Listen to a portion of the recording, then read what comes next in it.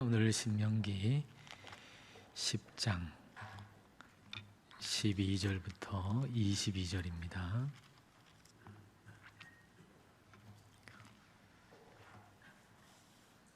한 절씩 읽겠습니다. 이스라엘아, 내 하나님 여호와께서 내게 요구하시는 것이 무엇이냐?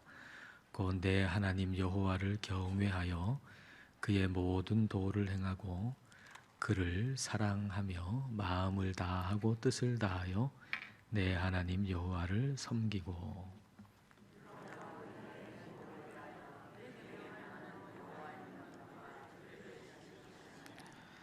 하늘과 모든 하늘의 하늘과 땅과 그 위의 만물은 본래 내 하나님 여호와께 속한 것이로되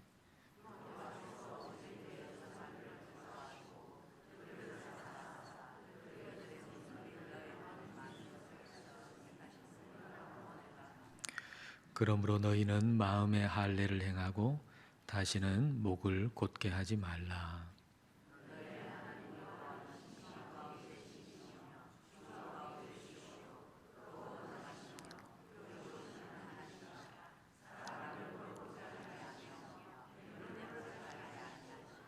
고아와 과부를 위하여 정의를 행하시며 나그네를 사랑하여 그에게 떡과 옷을 주시나니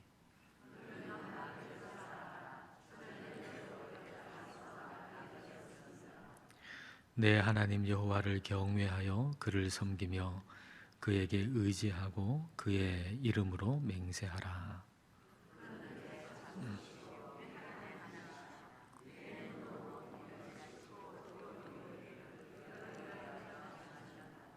함께 읽겠습니다. 애굽에 내려간 내 조상들이 겨우 70인이었으나 이제는 내 하나님 여호와께서 너를 하늘의 별같이 많게 하셨느니라. 아멘. 우리가 하나님과 관계가 좋으려면 하나님이 요구하시는 것, 하나님이 우리에게 요구하시는 것이 무엇인가 라고 하는 걸 정확히 알고 있어야 합니다. 하나님이 우리에게 요구하시는 게 무엇입니까? 12절에 이렇게 기록되어 있죠. 이스라엘아, 내 하나님 여호와께서 내게 요구하시는 것이 무엇이냐? 곧 내 하나님 여호와를 경외하여 그의 모든 도를 행하고 그를 사랑하며 마음을 다하고 뜻을 다하여 내 하나님 여호와를 섬기고. 하나님께서 우리에게 요구하시는 것은 우리가 하나님을 경외하고 하나님의 도를 따르는 것, 하나님의 길을 따르는 것, 그리고 하나님을 사랑해서 마음과 뜻을 다해서 하나님을 섬기는 것, 이걸 요구하시는 거죠. 이것은 마음과 행동 사이에 간격이 없는 거예요. 마음과 행동 사이에 간격이 없어요.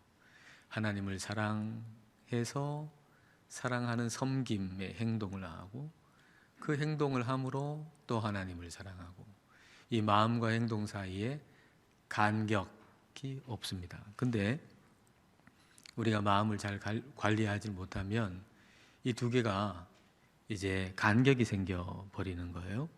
하나님을 섬기는 행동을 지금 하고 있는데 사랑하는 마음은 한 발짝 두 발짝 뒤에 걸어가다가 또 나중에는 한참 뒤에 걸어가는, 그래서 하나님을 섬기는 행동은 있는데 그분을 사랑하는 마음은 한참 뒤에 떨어져 있는 그런 모습이 우리에게 발생할 수 있다라는 얘기죠.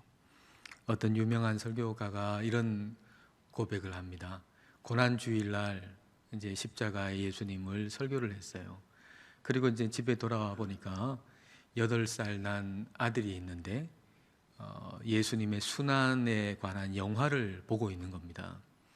그러니까 이분은 뭐 방금 전까지 고난주일이니까 예수님의 십자가에 대해서 설교를 했고 또 20년간 목회를 하면서 얼마나 많이 설교를 했겠습니까? 그 영화를 이렇게 보는데 별로 감흥이 없어요. 근데 8살 난 자기 아들 이렇게 얼굴을 보니까 눈에 눈물이 글썽글썽 하는 거예요. 예수님의 그 십자가의 그 모습을 보고 이 아이가 눈물이 글썽글썽 하는 거예요. 그 모습을 보고 충격을 받은 거죠. 내가 예수님의 그 십자가에 대해서 내 눈에 눈물이 글썽글썽한 적이 언제였던가, 이 생각을 하면서 내 마음이 많이 메말랐구나, 아주 형식적이 됐구나, 이걸 깨달았다는 그런 내용이었습니다. 하나님을 섬기는 행동을 하는데, 근데 하나님을 향한 사랑은 그 행동하고 간격이 많이 벌어져 있는 거죠. 주님을 향한 섬김의 행동은 있는데, 근데 그분을 향한 사랑의 마음은 너무너무 간격이 많이 벌어져 있는 거예요. 이 간격을 우리가 줄여야 되겠습니다. 이 두 가지가 하나가 되도록 해야 할 것입니다. 하나님을 섬기는 행동이 곧 하나님을 사랑하는 것이 되고, 하나님을 섬기는 행동이 사랑하는 것이 또 사랑해서 행동하고, 이 두 가지가 간격이 없이 하나가 되어야 합니다. 하나님이 이걸 요구하시는 거죠. 하나님이 저와 여러분에게 이걸 요구하시는 겁니다. 근데 하나님께서 이걸 요구하시는 것은 우리를 어렵게 만들게 하기 위해, 우리를 괴롭히기 위해 그렇게 하는 것이 결코 아닙니다. 13절 말씀을 같이 보겠습니다. 읽겠습니다. 내가 오늘 내 행복을 위하여 내게 명하는 여호와의 명령과 규례를 지킬 것이 아니냐. 하나님께서 우리에게 명령하시고 또 그걸 지켜라, 이렇게 말씀하시는 이유가 뭐라고 했습니까? 너의 행복을 위하여. 근데 이 행복이라고 번역된 히브리어 단어가 여러분 잘 아시는 토부라고 하는 단어입니다. 그러니까 하나님이 창조하신 다음에 참 좋았다, 그럴 때 좋다라고 할 때 토부. 그러니까 하나님이 우리를 좋게 하기 위해서, 우리의 행복을 위해, 우리를 좋게 하기 위해 우리에게 이와 같은 말씀을 너희가 잘 지켜라, 순종해라, 그렇게 명령하신다라고 하는 거죠. 그러니까 이와 같은 명령을 하시는 것은 하나님께서 우리가 어떻게 해야 가장 행복한지를 완벽하게 알고 계시다는 얘기입니다. 하나님이 그걸 잘 모르세요. 그러면은 너의 행복을 위해서 너 이렇게 해라 라고 하실 수가 없잖아요.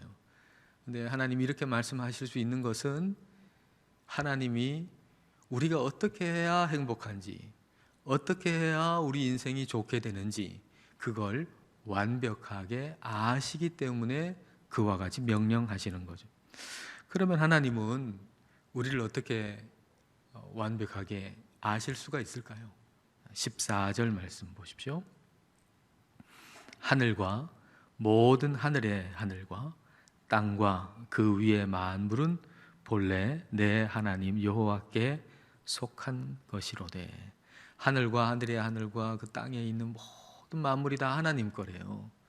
그러니까 이 세상의 모든 것에 대해서 우리 하나님께서 다 만드셨고, 그리고 하나님은 그 모든 걸 완벽하게 다 아신다는 겁니다. 우리 인생을 창조하셨고 우리 인생에 대해서 우리 하나님은 완벽하게 다 아시는 분이시다라고 하는 거죠. 하나님은 우리의 인생을 완벽하게 다 아시는 분이세요. 완벽하게. 일본계 미국인 물리학자가 초공간이라고 하는 제목의 책을 쓴 것이 있어서 봤는데, 과학자들이 말하는 차원은 10차원 이상이에요. 10차원 이상. 지금 우리는 3차원이잖아요. 3차원. 가로, 세로, 높이. 3차원 공간. 3차원인데, 근데 우리보다 더 높은 차원에서 우리를 본다면, 우리 차원을 본다면 어떨까 하는 거예요. 우리보다 더 높은 차원에서 우리를 본다면 어떻게 보일까 하는 거죠. 그걸 이해하기 위해서 우리가 3차원에 있는데 이 3차원에서 우리보다 낮은 차원, 2차원을 한번 봐보자 이거죠. 2차원. 2차원은 뭡니까? 높이가 없죠. 가로와 세로만 있죠. 그러니까 종이를 2차원이다 이렇게 생각해 볼 수 있을 겁니다. 거기에 그 책에 이 과학자가 이런 예를 들어요.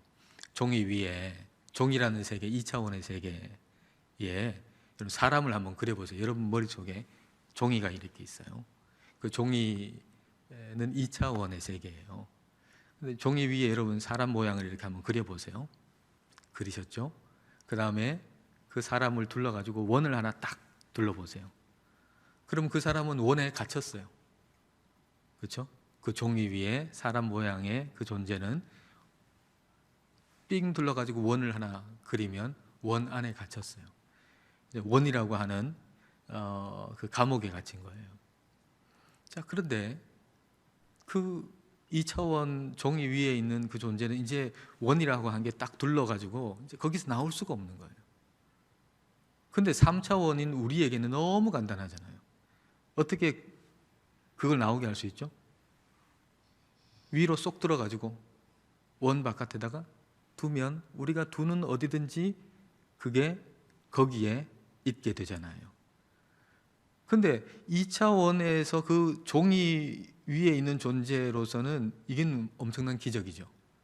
이 동그라미 이 감옥 속에 들어가 있던 어떤 존재가 어느 순간에 거기서 나와가지고 다른 데 있단 말이죠.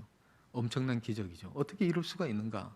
그럴 때 이제 설명을 해주기를 그거는 내가 싹 위로 들어가지고 옆에다 이렇게 놨다. 이렇게 설명해 주면 그 설명을 알아들을 수 있을까요? 없을까요? 못 알아듣겠죠. 왜냐하면 높이라는 게 없으니까 위라고 하는 이게 뭔지를 모르니까 위로 싹 들어가지고 옆으로 이렇게 놓으면 된다. 이렇게 얘기하지만 도저히 이해할 수 없는 거죠. 엄청난 기적이 되는 거죠. 보는 것도 마찬가지예요. 보는 것도. 여러분 원이 이렇게 있어요. 거기에 어떤 사람 모양으로 그려놨어요. 그럼 바깥에 있는 어떤 그 종이 위에 어떤 존재가 그 안을 볼 수 있습니까? 원이 딱 가려져 있으니까 못 보잖아요. 안은 못 봐요. 바깥만 보지. 바깥도 일부만 보지 전체는 못 봐요. 근데 우리는 어떤가요? 그 안도 보고 바깥도 보는 거죠. 안도 보고 바깥도 보고 동시에 다 볼 수 있다 이 말입니다. 자, 그렇다면 한번 생각해 보세요. 우리보다 더 높은 차원에 있는 존재가 우리를 본다라고 하면 시간을 뛰어넘어 가지고, 그렇죠? 우리는 시간에 지금 갇혀 있지만 시간을 뛰어넘어서 우리의 과거와 현재와 미래를 동시에 펼쳐놓고 볼 수 있다는 거예요. 우리는 사람의 바깥만 보잖아요. 뭐 속을 볼 수 있습니까? 우리는 못 봐요, 여기서는. 그러나 우리보다 차원이 높은 존재는 우리의 바깥을 봄과 동시에 우리의 안도 같이 볼 수 있다는 거죠. 우리의 말을 들을 뿐만 아니라 우리의 생각도 같이 들을 수 있다는 거죠. 이게 과학이 이걸 얘기하는 거예요. 그렇다면 하나님께서 우리의 전부를 다 아신다라고 하는 걸 왜 우리가 못 믿겠냔 말입니다. 하나님이 우리의 전부를 다 아신다. 과학도 이 정도는 얘기하는데 하나님이 우리의 전부를 다 아신다는 걸 우리가 어떻게 의심할 수 있겠냐는 거예요. 하나님은 우리를 전부를 다 아세요. 우리의 겉만 아니고 우리의 속도 아시고, 우리가 말을 해야만 들을 수 있는 것이 아니라 우리의 말만 들을 뿐만 아니라 우리의 생각까지도 다 보시고 계시고 아시고 계시고, 그리고 우리의 과거와 현재와 미래를 동시에 쫙 펼쳐놓고 보실 수 있는 분이 우리 하나님이시라는 거예요. 하나님. 그러니까 그 하나님은 우리에게 무엇이 가장 좋은지를 정확하게 아시는 분이죠. 우리에게 무엇이 가장 좋을지, 그리고 우리가 어떻게 사는 게 가장 행복한 것인지, 그걸 우리 하나님은 정확하게 아시는 분이다라고 하는 겁니다. 그래서 하나님은 우리에게 행복을 위해서, 우리의 행복을 위해서, 우리를 좋게 하시기 위해서 우리에게 명령과 규례를 주시고 이걸 지켜라, 그렇게 말씀을 하시는 겁니다. 그러므로 우리의 모든 것을 다 하시는 하나님께서 우리에게 말씀을 주시고 명령하신다. 감사한 일이죠. 우리를 좋게 하시려고 주시는 말씀, 이 말씀을 주셨으니 감사한 거고, 그리고 그 하나님이 우리를 선택하셨다라고 하는 건 참 감사한 일이죠. 자, 15절 말씀 함께 읽겠습니다. 여호와께서 오직 내 조상들을 기뻐하시고 그들을 사랑하사 그들의 후손인 너희를 만민 중에서 택하셨음이 오늘과 같으니라. 그들을 기뻐하시고 사랑하셨다 그랬는데요, 기뻐하셨다라고 번역된 히브리어 단어가 뭐뭐에 딱 달라붙어 있다 그 말이에요. 뭐뭐에 딱 달라붙어 있다. 너무 좋아가지고 딱 달라붙어 있는 거예요. 하나님이 그 작은 보잘것없는 그 사람, 그 백성들을 너무 사랑하셔가지고 거기에 착 달라붙어 있다 그 말이거든요. 하나님이 미미한 우리를, 우리가 뭔데, 그 위대하신 하나님이, 크신 하나님이 우리를 사랑하셔서, 우리를 좋아하셔서 우리에게 착 달라붙어 있다 그런 말입니다. 그 온 마음을 우리에게 다 주신다는 얘기예요. 우리 하나님이 우리를 사랑하셔서 하나님의 온 마음을 우리에게 다 주신다. 그 위대하신 하나님이. 그러니까 우리는 교만해서는 안 돼요. 그 위대하신 하나님이 우리에게 온 마음을 다 주시는데 우리가 어떻게 그분 앞에 교만할 수가 있겠어요? 16절 말씀 보십시오. 그러므로 너희는 마음에 할례를 행하고 다시는 목을 곧게 하지 말라. 마음의 할례를 받으려면 먼저 우리가 목이 곧은 백성이라고 하는 걸 알아야 돼요. 내가 목이 곧은 백성이구나 하는 걸 알아야 돼요. 모세가 이스라엘 백성들한테 너희가 목이 곧은 백성이다 그렇게 얘기하잖아요. 그러니까 자신이 목이 곧은 백성이다라고 하는 걸 이제 깨닫고 알면 그렇게 되지 않기 위해서 하나님의 도우심을 구할 거 아닙니까? 하나님, 제가 이런 내 모습이 이렇게 되지 않게 해주세요 하고 구할 거 아닙니까? 그러나 이 사실을 모르면은 거기서 나올 생각도 못하고 목이 곧은 백성인데 이렇게 안 돼야 되겠다 그런 생각도 못할 뿐만 아니라 누가 목이 곧은 백성이라고 얘기하면 그렇게 얘기한 사람을 미워하고 공격할 수밖에 없다는 거예요. 목이 곧은 백성이다 라고 말씀하면은 그 말씀을 잘 들어야 되는데 그런 줄 모르면, 우리가 그런 줄 모르면 그렇게 얘기하는 사람을 미워하고 공격할 수밖에 없다 하는 얘기입니다. 스데반이 말씀 증거하면서 그 듣는 사람들한테 얘기를 했잖아요. 사도행전 7장 51절 말씀에 목이 곧고 마음과 귀에 할례를 받지 못한 사람들아 너희도 너희 조상과 같이 항상 성령을 거스르는도다.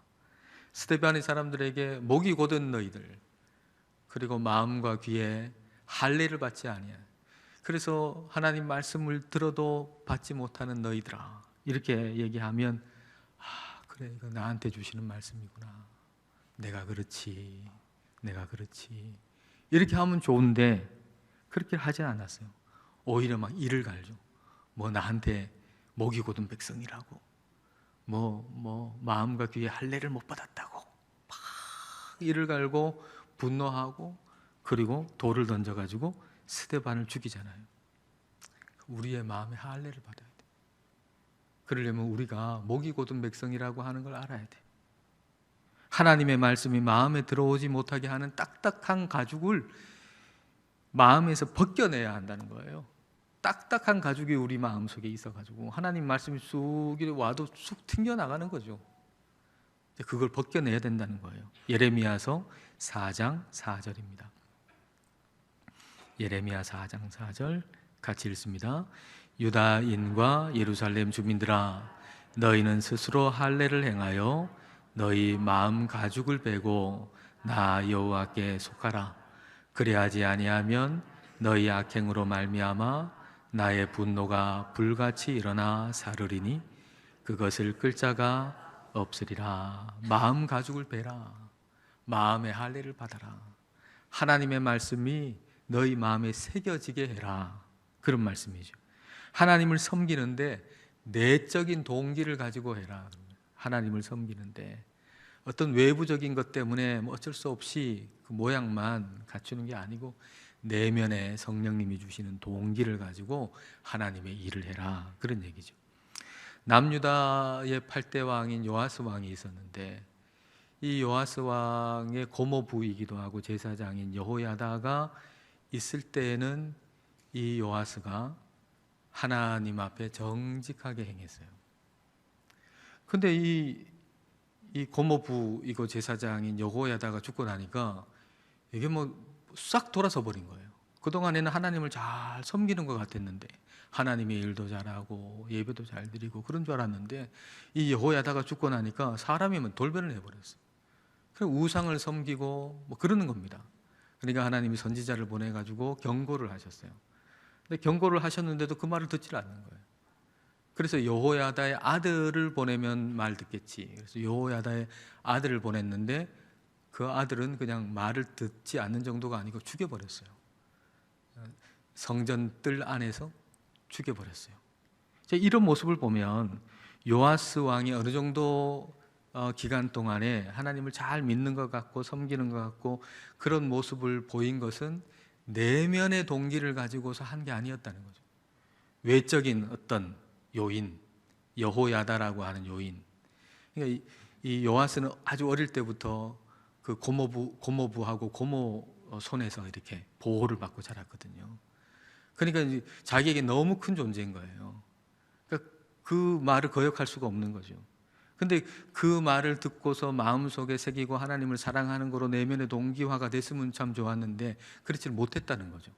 그냥 단순하게 외적인 조건을 가지고서 외적인 힘에 의해서 그냥 신앙생활도 하고 그러다가 그 외적인 힘이 없어지니까 이제는 그나마 외적으로 유지하는 것 같았던 신앙생활마저도 없어지고 말았다라고 하는 겁니다. 어떤 사람을 따라서 신앙생활하는 경우 있잖아요. 부인 따라가지고 신앙생활하는 남편들 간혹 있고요. 그리고 뭐 친구 따라서 신앙생활하는 사람 있지만 처음에는 그래도 참 괜찮아요. 처음에는. 그러나 내면화가 돼야죠. 내면화가 되지 아니하면 끝까지 지속적으로 하나님을 섬기고 사랑하는 것은 불가능하다라는 것입니다. 내면화가 중요한 거죠. 내면의 변화, 이게 마음의 할례죠. 내면의 변화, 마음의 할례. 마음의 할례를 받아야 하나님을 볼 수 있어요. 마음의 할례를 받아야 하나님이 이런 분이구나 하는 걸 분명히 알게 되니까 이 내적인 동기를 가지고 끝까지 하나님을 섬기고 사랑할 수 있는 거죠. 마태복음 5장 8절에 이렇게 말씀하시죠. 같이 읽어볼까요? 마음이 청결한 자는 복이 있나니 그들이 하나님을 볼 것이며. 마음이 청결한 자, 마음의 할례를 받은 자, 하나님을 본다 그랬어요. 하나님 본다. 마음의 할례를 받은 자가 하나님을 본다. 하나님이 누구신지를 분명히 알게 되는 거죠. 하나님이 이런 분이구나 하는 걸 분명히 알게 되는데 17절과 18절에 하나님이 어떤 분이신가 이렇게 기록하고 있어요. 17절과 18절입니다. 너희의 하나님 여호와는 신 가운데 신이시며 주 가운데 주시요 크고 능하시며 두려우신 하나님이시라. 사람을 외모로 보지 아니하시며 뇌물을 받지 아니하시고 고아와 과부를 위하여 정의를 행하시며 나그네를 사랑하여 그에게 떡과 옷을 주시나니. 하나님은 크고 능하고 두려우신 하나님이라 그랬어요. 크고 능하고 두려우신 하나님. 그분이 우리 하나님이에요. 그 다음에 하나님은 사람을 뭐로 보시지 않는다고요? 외모로 보시지 않는다.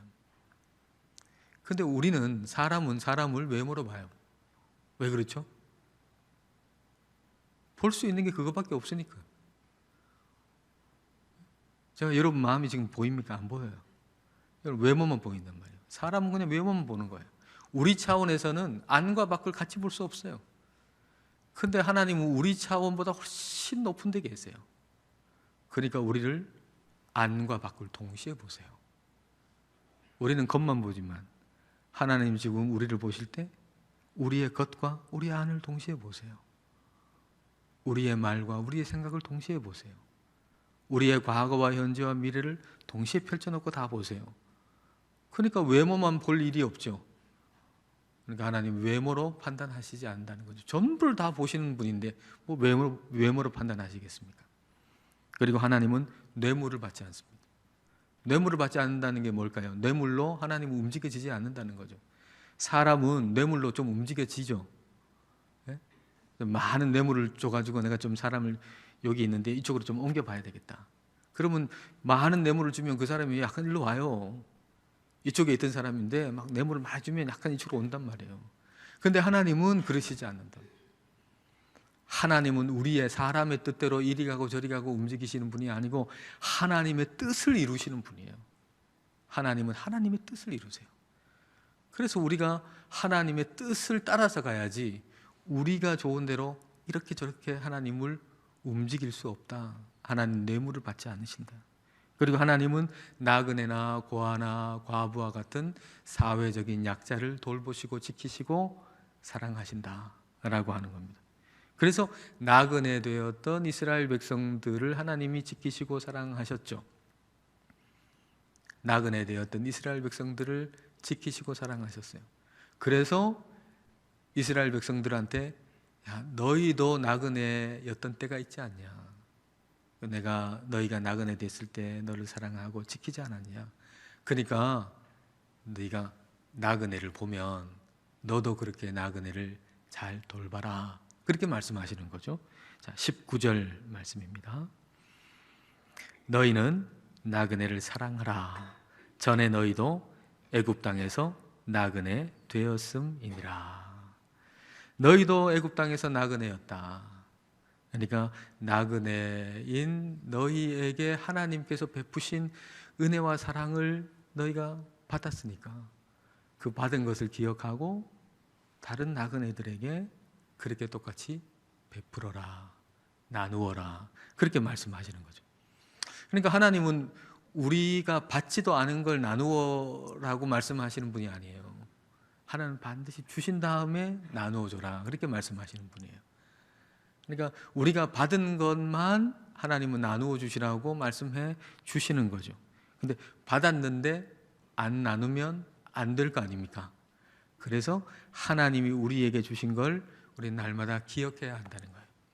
하나님이 우리에게 주신 걸 날마다 기억해야 한다.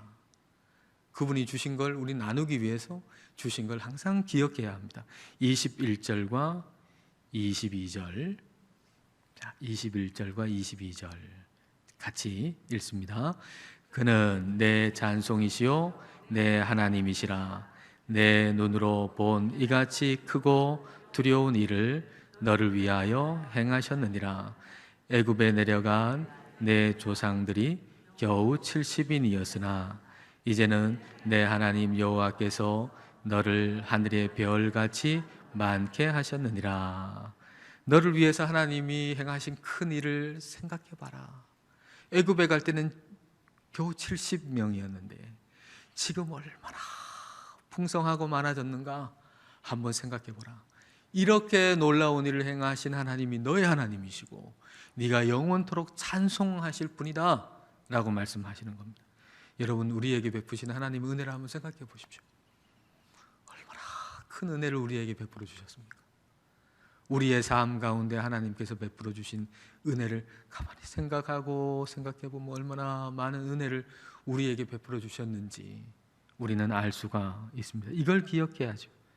주님께서 우리에게 주신 게 그렇게 많으니까 소유한 것도 그렇고 재능도 그렇고 은사도 그렇고 주신 게 많으니까 그걸 기억하고 그걸 나누어 줘라, 그런 말이죠. 이렇게 주님께서 주신 말씀 따라서 우리가 살고 그리고 우리 주님께서 베푸신 은혜 그걸 기억하고 또 다른 이에게 그걸 나누어 주는 삶, 그게 행복이다, 그 말입니다. 주님 안에서 행복이다. 우리가 그렇게 주님 안에서 우리를 완벽하게 아시는 우리 하나님, 우리가 어떻게 살아야 가장 좋은지 행복한지를 완벽하게 아시는 하나님 안에서 참된 행복 누리면서 살아가시기를 축복합니다.